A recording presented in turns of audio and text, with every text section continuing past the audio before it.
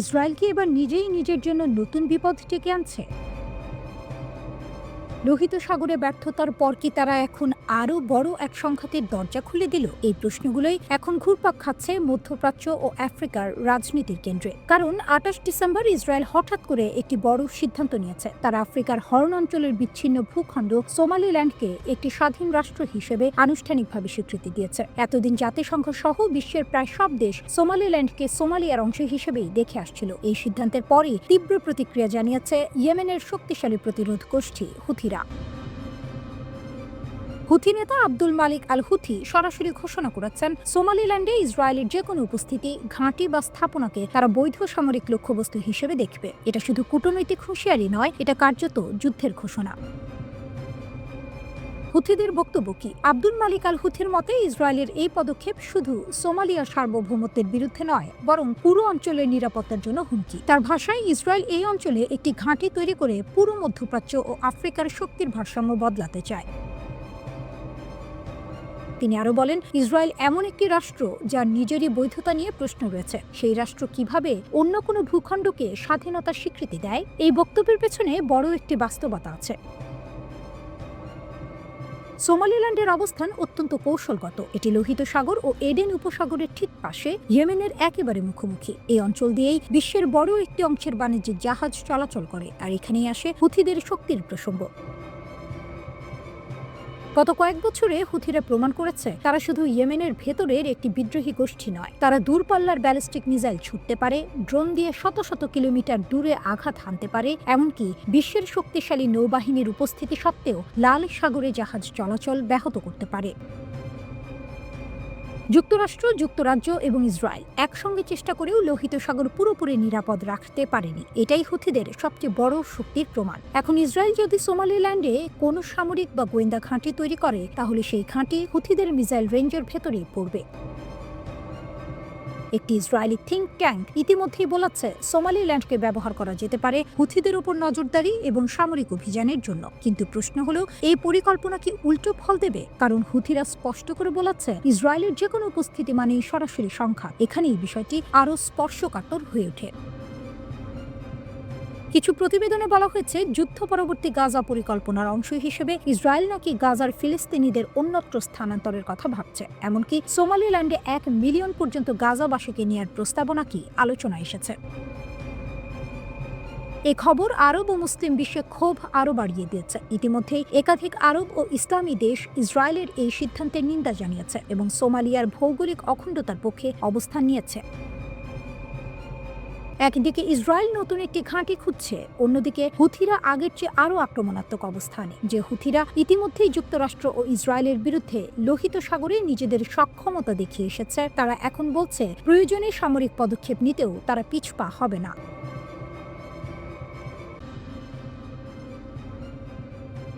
মাস্কাটে Iran ও যুক্তরাষ্ট্রের মধ্যে আরেক দফা পারমাণবিক আলোচনা শেষ হয়েছে। এরই মাঝে ইরানের বিশাল ক্ষেপণাস্ত্র ভান্ডার ও ট্রাম্পের ভবিষ্যৎ পদক্ষেপ নিয়ে দুশ্চিন্তায় পড়েছে ইসরায়েল। বিদেশে একটি প্রতিবেদনের উদ্ধৃতি দিয়ে ইসরায়েলি ওয়েবসাইট ওয়ালা জানিয়েছে, ইরানের হাতে রয়েছে প্রায় ২০০০টি বিভিন্ন ধরনের ব্যালিস্টিক ক্ষেপণাস্ত্র, যেগুলো ইসরায়েলের সরাসরি আঘাত হানতে সক্ষম। সামরিক বিশ্লেষক আমির বোহবুটের একটি প্রতিবেদনে ওয়ালা উল্লেখ করেছে, ইসরায়েলের নিরাপত্তা সংস্থা ও রাজনৈতিক নেতৃত্বের মধ্যে এক ধরনের অপেক্ষার মনোভাব তৈরি হয়েছে। তারা ভাবছে, মার্কিন প্রেসিডেন্ট ডোনাল্ড ট্রাম্প শিগগিরই ইরানের সঙ্গে পারমাণবিক আলোচনা নিয়ে নিজের অবস্থান পরিষ্কার করবেন। এই প্রত্যাশা তৈরি হয়েছে এই কারণেই যে ট্রাম্প প্রকাশ্যে বলতে পারেন চুক্তি প্রায় চূড়ান্ত কিনা কিংবা আলোচনা ব্যর্থতার দিকে এগোচ্ছে কিনা। ওয়ালার ভাষায়, এই বক্তব্য ইসরায়েলের জন্য সামরিক বিকল্পের দরজা খুলে দিতে পারে। ওই প্রতিবেদনে আরো বলা হয়েছে, ইসরায়েলের নিরাপত্তা সংস্থার কিছু সূত্র গত মাসে অনুমান করেছিল, যদি কূটনৈতিকভাবে কোনো সমঝোতা না হয়, তবে ট্রাম্পের শেষ পদক্ষেপ হতে পারে ইরানের বিরুদ্ধে ইসরায়েলের সামরিক আক্রমণ। যখন আলোচনা চলছে, তখনই নেতানিয়াহু সামরিক পদক্ষেপের দিকেই বেশি গুরুত্ব দিচ্ছেন। গত ১.৫ বছর ধরে ইসরায়েলি সেনাবাহিনী ইরানের পারমাণবিক কার্যক্রম লক্ষ্য করে নিজেদের সামরিক প্রস্তুতি জোরদার করেছে। কিন্তু ট্রাম্পের বক্তব্যে বোঝা যাচ্ছে, তিনি চান না যে ইসরায়েলের প্রধানমন্ত্রী বেনিয়ামিন নেতানিয়াহু একতরফাভাবে ইরানে হামলা চালিয়ে তাকে চমকে দিক, এমন ইঙ্গিত দিয়েছে ওয়ালা। মার্কিন প্রেসিডেন্ট ট্রাম্পের সঙ্গে এক বিরল মতবিরোধে গিয়ে নেতানিয়াহু ইরানের পুরো পারমাণবিক কাঠামো ধ্বংস করার আহ্বান জানিয়েছেন। সেই সঙ্গে তিনি এমন যে কোনো চুক্তিকে প্রত্যাখ্যান করেছেন যেটি ইরানকে ইউরেনিয়াম সমৃদ্ধ করার অনুমতি দেয়। নেতানিয়াহুর এই মন্তব্য এসেছে এমন এক সময়ে যখন মার্কিন কর্মকর্তারা জানিয়েছিলেন যুক্তরাষ্ট্র ইরানকে পুরোপুরি ইউরেনিয়াম সমৃদ্ধকরণ থেকে বিরত রাখতে চায় না যতক্ষণ না সেই কর্মসূচি শান্তিপূর্ণ থাকে। কিন্তু এই অবস্থানের তীব্র বিরোধিতা করছে ইসরায়েল সরকার। ইরানি কর্মকর্তারা জানিয়েছেন নিষেধাজ্ঞা তুলে নেওয়ার বিনিময়ে তেহরান তার পারমাণবিক কর্মসূচির কিছু দিক নিয়ে আলোচনা করতে রাজি। তবে ইউরেনিয়াম সমৃদ্ধকরণ বন্ধ করা বা মজুতকৃত সমৃদ্ধ ইউরেনিয়াম পরিত্যাগ করা এই বিষয়গুলো ইরানের লাল রেখা, যেগুলো কোনোভাবেই আলোচনার বিষয় নয়। ওমানের রাজধানী মাস্কাটে ইরান ও যুক্তরাষ্ট্রের মধ্যকার এই তৃতীয় দফার পরোক্ষ আলোচনা শেষ হওয়ার পর ওয়ালা এই প্রতিবেদন প্রকাশ করেছে। এই শেষ দফায় আলোচনা হয়েছে সম্ভাব্য পারমাণবিক চুক্তির কারিগরি দিক নিয়ে। যুক্তরাষ্ট্র ইরানের ওপর কি ধরনের বিধিনিষেধ দিতে চায় এবং তেহরান কি ধরনের নিষেধাজ্ঞা প্রত্যাহার চায় তা নিয়ে আলোচনা হয়েছে। ইরানের পররাষ্ট্রমন্ত্রী আব্বাস আরাকচি বলেছেন তৃতীয় দফার আলোচনা আগেরগুলোর চেয়ে অনেক বেশি বাস্তবসম্মত এবং গুরুত্বপূর্ণ ছিল। তিনি আরো বলেন আলোচনার সামগ্রিক পরিবেশ ছিল ইতিবাচক। মার্কিন পক্ষ থেকে প্রেসিডেন্ট ট্রাম্প টাইম ম্যাগাজিনকে দিয়ে এক সাক্ষাৎকারে বলেছেন, আমরা ইরানের সঙ্গে একটি চুক্তি করতে যাচ্ছি, তবে যদি কূটনীতি ব্যর্থ হয় তাহলে সামরিক পদক্ষেপের সম্ভাবনা আবারও তুলে ধরেছেন। তিনি আরো বলেছেন তিনি ইরানের শীর্ষ নেতা আয়াতুল্লাহ খামেনি কিংবা প্রেসিডেন্ট মাসুদ পেজেশকিয়ান এই দুইজনের সঙ্গে দেখা করতে প্রস্তুত।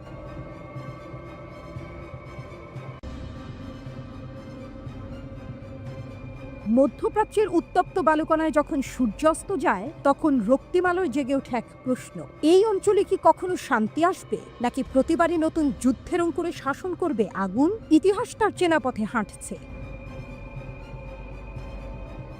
ঘড়ির কাঁটা যেন আবার সেই পুরনো রক্তাক্ত ক্ষণে ফিরে যাচ্ছে, যেখানে ইরান ও যুক্তরাষ্ট্র পরস্পরের দিকে বন্দুক তাক করে দাঁড়িয়ে আর ইসরায়েল তাদের কাঁধের উপর চিন্তার পাহাড় নিয়ে দুশ্চিন্তার সাগরে।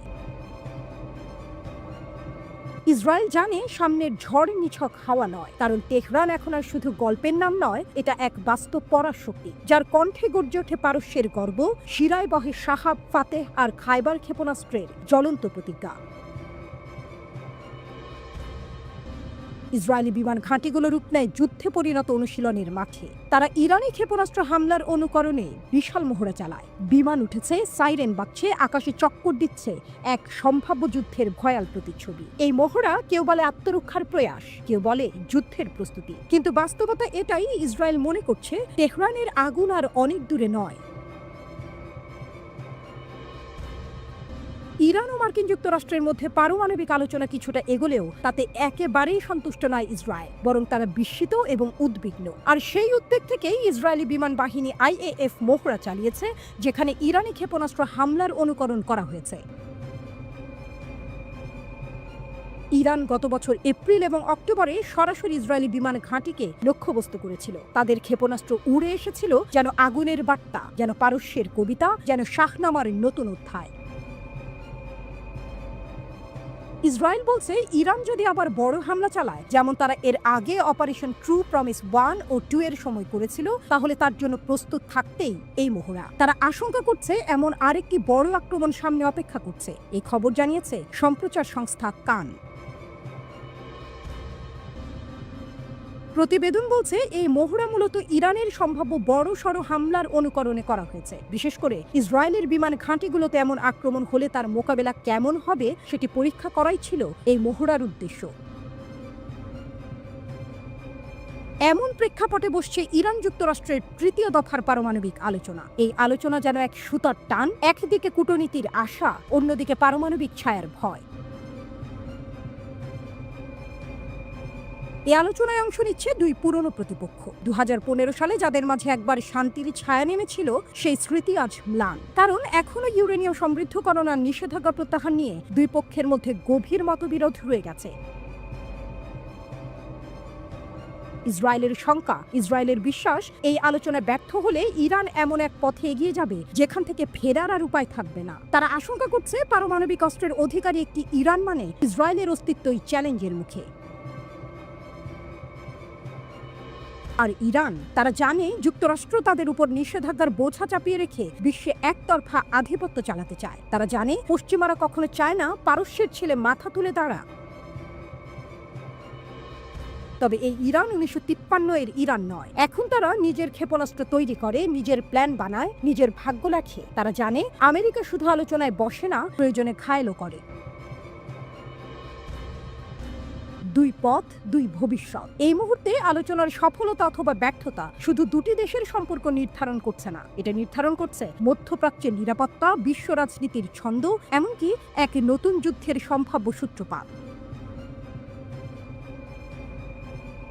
ইসরায়েলি বিমান বাহিনীর মহড়া তাই নিছক সামরিক মহড়া নয়, এটা এক ঘোষণা তেল আবিব তৈরি। যদি ইরান পারমাণবিক অস্ত্র অর্জনের পথে এগোয়, তবে ইসরায়েল কেবল পেছনে বসে থাকবে না, কিন্তু ইরানও জানিয়ে দিয়েছে যুদ্ধ চাইলে যুদ্ধ, প্রতিরোধ চাইলে প্রতিরোধ।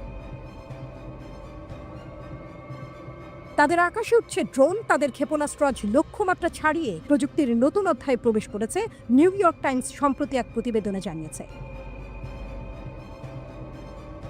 প্রেসিডেন্ট ট্রাম্প তার শাসনামলে ইরানে সামরিক হামলার জন্য ইসরায়েল ও আমেরিকার যৌথ পরিকল্পনা স্থগিত করেছেন। ইসরায়েলি তথ্য ফাঁস হওয়াকে ইরানের ওপর চাপ তৈরির একটি কৌশল হিসেবে ব্যাখ্যা করেছে। তাদের মতে এটি ইরানকে পারমাণবিক চুক্তির দিকে ঠেলে দেওয়ার একটি কূটনৈতিক প্রচেষ্টা। এই উত্তেজনাপূর্ণ পরিস্থিতির মাঝখানে গোটা দুনিয়া তাকিয়ে আছে এক শান্তিপূর্ণ সমাধানের দিকে।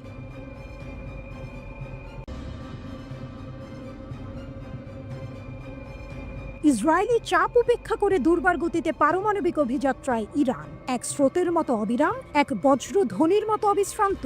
ইরান এগিয়ে চলেছে পারমাণবিক ভাগ্যের মহাপথে। পথে আছে প্রতিবন্ধকতা, পাশে আছে বিরুদ্ধ কণ্ঠের শানিত শব্দ, কিন্তু ইরান সাহসের অগ্নিশিখায় জ্বলতে থাকা এক জাতি, নত হয়নি, নত হবে না।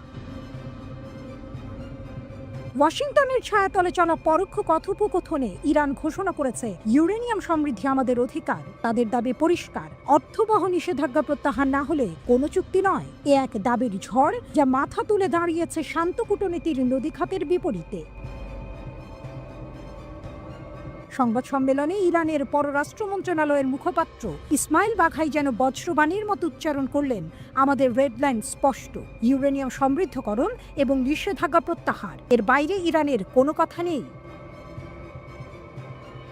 এ যেন যুদ্ধের আগে শেষ নিঃশ্বাস টেনে নেওয়া শপথ। 3 দফা আলোচনার নিঃশব্দ উত্তাপের মধ্যেও ইরান মাথা নত করেনি। তারা ঘোষণা করেছে এই অধিকার প্রশ্নাতীত, এখানে কোনো আপোষের শব্দ নেই, নেই কোনো নতি স্বীকার। মজলিসের সম্মুখে দাঁড়িয়ে রাজনৈতিক উপপররাষ্ট্রমন্ত্রী মাজিদ তখত রাভামচি দৃঢ় কণ্ঠে বললেন, শূন্য ইউরেনিয়াম সমৃদ্ধকরণ অসম্ভব, আমাদের প্রতিরক্ষা শক্তি অপরিবর্তনীয়, আঞ্চলিক প্রভাব প্রশ্নেরও বাইরে।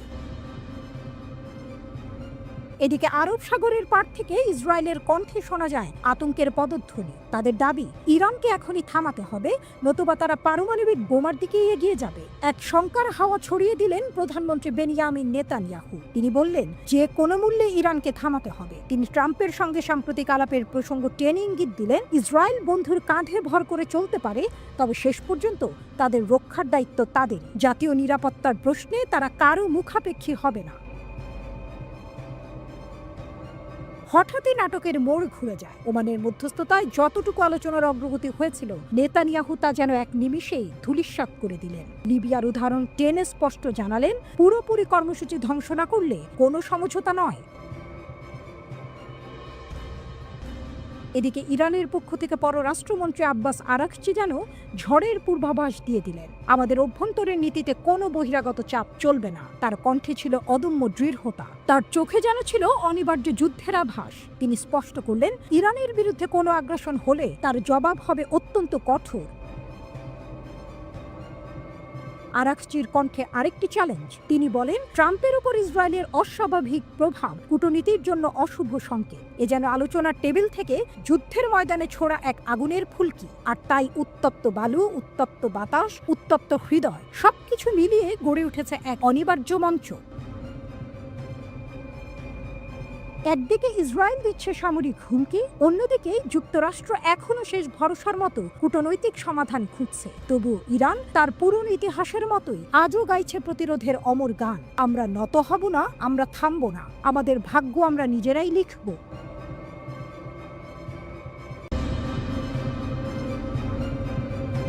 তাদের যুদ্ধজাহাজে সরকার একদিন উল্টে দিত। আজ আমাদের জাহাজ তাদের জলসীমা ছাড়তে বলে। ইরানের উত্তাল হুঙ্কারে কাঁপছে পারস্য উপসাগর।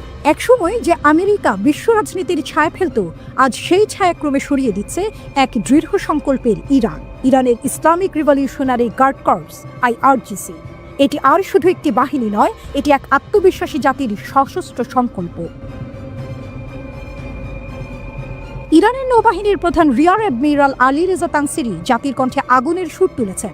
বললেন, ইরান এখন এই অঞ্চলের গুরুত্বপূর্ণ সামরিক রুটগুলোর ওপর কৌশলগত নিয়ন্ত্রণ প্রতিষ্ঠা করেছে। এ আর শুধু কথার কথা নয়, জলসীমায় জেগে ওঠা ইরানি আধিপত্যের ঘোষণা। তিনি জানিয়েছেন, ইরানের জাহাজ এখন যুক্তরাষ্ট্রের যুদ্ধ জাহাজকে তাদের জলসীমা থেকে তাড়িয়ে দিতে সক্ষম। কল্পনাও করা যেত না এক সময় আজ সেই যুক্তরাষ্ট্র, যার ক্যারিয়ার বাহিনী সরকার ফেলে দিত, তাদের জাহাজ আজ ইরানের নির্দেশে পিছু হতে বাধ্য। তানসিরি ঘোষণা করেন, আমরা এমন একটি যুদ্ধ জাহাজ নির্মাণ করেছি যা আমেরিকান মডেলগুলোর চেয়েও উন্নত। সময় এলে আমরা সেটি প্রকাশ করব। এই হুঙ্কার যখন তেহরান থেকে ভেসে আসে, ঠিক তখনই পশ্চিম এশিয়ায় জাহাজ ভর্তি করে নতুন করে সামরিক মোতায়েন করছে যুক্তরাষ্ট্র।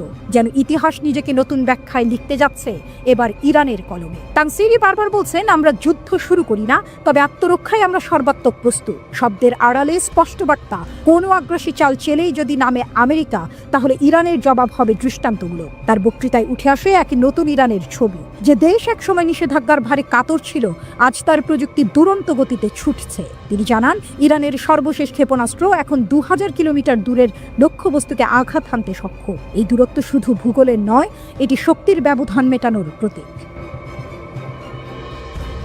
আরেক বিষয় হলো IRGC এর নৌযানের গতি। তানসিরির দাবি, তাদের জাহাজ পানিতে চলতে পারে সর্বোচ্চ 110 নট গতিতে, যা বিশ্বে নজিরবিহীন। এই গতি যেন ইঙ্গিত দেয় ইরান কেবল প্রস্তুত নয়, প্রতিপক্ষকে ছাড়িয়ে দেওয়ার জন্য উদ্গ্রীব। এখন আসুন সেই যুদ্ধ জাহাজটির কথায়। IRIS শাহিদ বাঘেরি। এটি শুধু একটি নৌযান নয়, এটি এক ভ্রাম্যমাণ ঘাঁটি। 14টি ক্ষেপণাস্ত্র ইউনিট নিয়ে এটি চলতে পারে যে কোনো দিকেই। এটি যারা সমুদ্রের বুক চিরে এগিয়ে যাওয়া এক মোবাইল স্ট্রাইক বেস, যা শত্রুর ঘুম কেড়ে নিতে প্রস্তুত। তানসিরি আরও জানিয়েছেন, তারা এমন এক যুদ্ধ জাহাজ তৈরি করেছেন যা সমমানের আমেরিকান মডেলের চেয়েও উন্নত। তবে সেটি এখনো গোপনে রাখা হয়েছে, সময় হলেই তা আকাশে বজ্র ধ্বনির মতো উদিত হবে। এখানেই শেষ নয়, আমাদের তেল ট্যাঙ্কারগুলির ওপর যদি যুক্তরাষ্ট্র আক্রমণ করে, আমরা বিনা দ্বিধায় প্রতিক্রিয়া জানাবো। তানসিরির এই বাক্য যেন দুশ্চিন্তায় ফেলে দিয়েছে মার্কিন নীতি নির্ধারকদের। এই পুরো দৃশ্যপট জুড়ে ফুটে উঠেছে ইরানের আত্মনির্ভরতার প্রতিচ্ছবি। তানসিরি জোর দিয়ে বলেন, আমরা ক্ষেপণাস্ত্র, ড্রোন এবং সাবমেরিন নিজেরাই তৈরি করি। এই বক্তব্য যেন বিশ্বকে জানিয়ে দেয়, ইরান আর কারো ওপর নির্ভর করে না। এই সাহসী ঘোষণাগুলোর মাঝে একটাই বার্তা স্পষ্ট হয়ে ওঠে, ইরান আর শুধু প্রতিরক্ষার কথা ভাবছে না, তারা এখন আধিপত্য প্রতিষ্ঠার কৌশল সাজাচ্ছে। আর এখানেই আসে সেই নাটকীয় মোড়। একসময় যার সাগরে আমেরিকার নৌবহর নিয়ে রাজত্ব করত, সেই পারস্য উপসাগরে আজ ইরান তার নিজের পতাকা উড়িয়ে বলছে, এখানে এখন আমরাই নিয়ম নির্ধারণ করি। এই কাব্যিক দৃশ্যপটে যেখানে ঢেউয়ের গর্জনে শোনা যায় রেজিস্ট্যান্সের সুর, সেখানে ইরান দাঁড়িয়ে এক নতুন ইতিহাসের মুখোমুখি। এই ইতিহাস শুধু রণাঙ্গনের নয়, এটি আত্মমর্যাদা।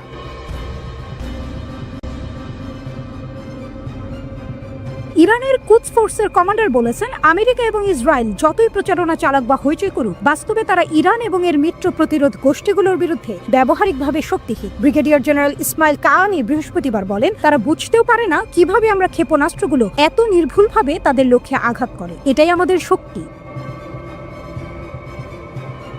গত বছর এপ্রিল এবং অক্টোবর মাসে ইরান ইসরায়েলের দখল করা অঞ্চলের ভিতরে সামরিক ও গোয়েন্দা লক্ষ্যবস্তুতে ক্ষেপণাস্ত্র হামলা চালিয়েছিল। ইরানি কর্মকর্তারা বলেছেন, এই হামলাগুলোতে তারা তাদের সামরিক শক্তির মাত্র একটি অংশ ব্যবহার করেছেন। যদিও পশ্চিমা সামরিক বিশ্লেষকরা বলছেন, ভবিষ্যতে এই ধরনের হামলা আরও জটিল হতে পারে এবং আরও বেশি ক্ষেপণাস্ত্র ব্যবহার করা হতে পারে। ইরানের Islamic revolutionary guard Corps IRGC গত সপ্তাহে একটি নতুন ভূগর্ভস্থ ক্ষেপণাস্ত্র মেগাসিটি উন্মোচন করেছে।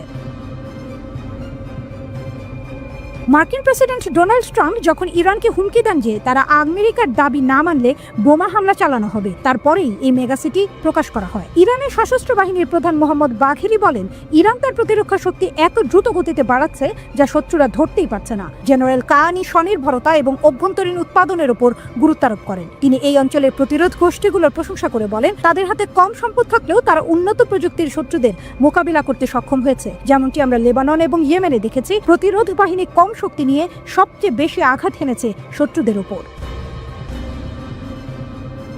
কাহানি জানিয়েছেন প্রতিরোধ ফ্রন্টের সবচেয়ে বড় বৈশিষ্ট্য হলো যে কেউ তাদের সঙ্গে যুদ্ধ করতে আসে সে একে আরো শক্তিশালী করেই ফেলে। যে ইয়েমেনি যুবকেরা যুদ্ধের শুরুতে ইহুদিবাদী শাসকদের নাগালে পৌঁছাতে পারেনি, তারা 1 বছরের মধ্যে তাদের ক্ষেপণাস্ত্রের পাল্লা 600 থেকে 700 কিলোমিটার পর্যন্ত বাড়িয়ে ফেলেছে। জেনারেল কাহানির মন্তব্য, এই রকম অগ্রগতি পৃথিবীর আর কোথাও দেখা যায় না। আজ প্রতিরোধ ফ্রন্টের যা কিছু আছে তা তাদের নিজস্ব প্রচেষ্টা এবং উদ্ভাবনের ফল।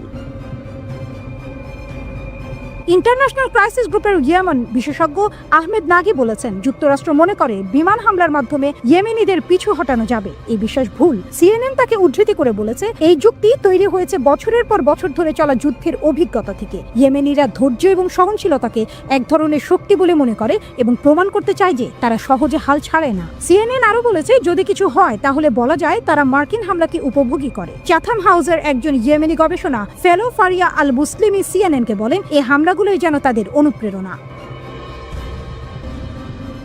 মার্চের মাঝামাঝি থেকে ইয়েমেনি যোদ্ধারা ইসরায়েলের দিকে 1 ডজন ব্যালিস্টিক ক্ষেপণাস্ত্র ছুঁড়েছে এবং গাজা ও পশ্চিম তীরে ফিলিস্তিনিদের উপর প্রতিদিন ঘটে চলা গণহত্যা এবং অন্যান্য নৃশংসতার বিরুদ্ধে প্রতিক্রিয়া হিসেবে মার্কিন নৌবাহিনীর জাহাজ লক্ষ্য করে ড্রোন ও ক্ষেপণাস্ত্র নিক্ষেপ করেছে। জেনারেল কাহানি শত্রুদের উদ্দেশ্যে বলেন, তোমাদের অপরাধ কোনোদিন ভোলা হবে না। নারী ও শিশুদের হত্যা করা, নিরস্ত্র মানুষের ঘর বাড়ি ধ্বংস করা কোনো দক্ষতা বা শক্তির প্রমাণ নয়, বরং এটি তোমাদের দুর্বলতা ও অসহায়ত্বের পরিচয়। কাহানির মতে 1.5 বছর ধরে চলা বড় ধরনের যুদ্ধের মধ্যেও গাজা উপত্যকা এখনো অটলভাবে টিকে আছে। তিনি বলেন, এই ধরনের দৃঢ়তা গাজার জনগণের ইচ্ছা শক্তিরই প্রতিফলন।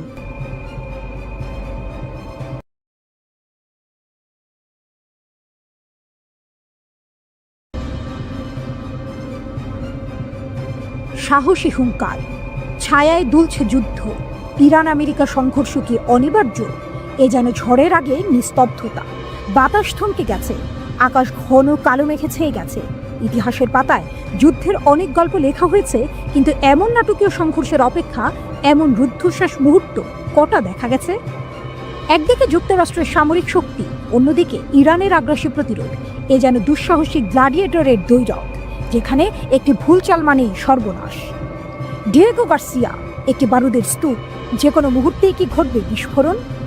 ইরানের ইসলামিক রিভলিউশনারি গার্ড কর্পস IRGCর senior commander general Amir Ali Hajizadeh বলেছেন, ইরানের কাছে আমেরিকানদের কমপক্ষে 10টি ঘাঁটি এবং 50,000 সেনা রয়েছে।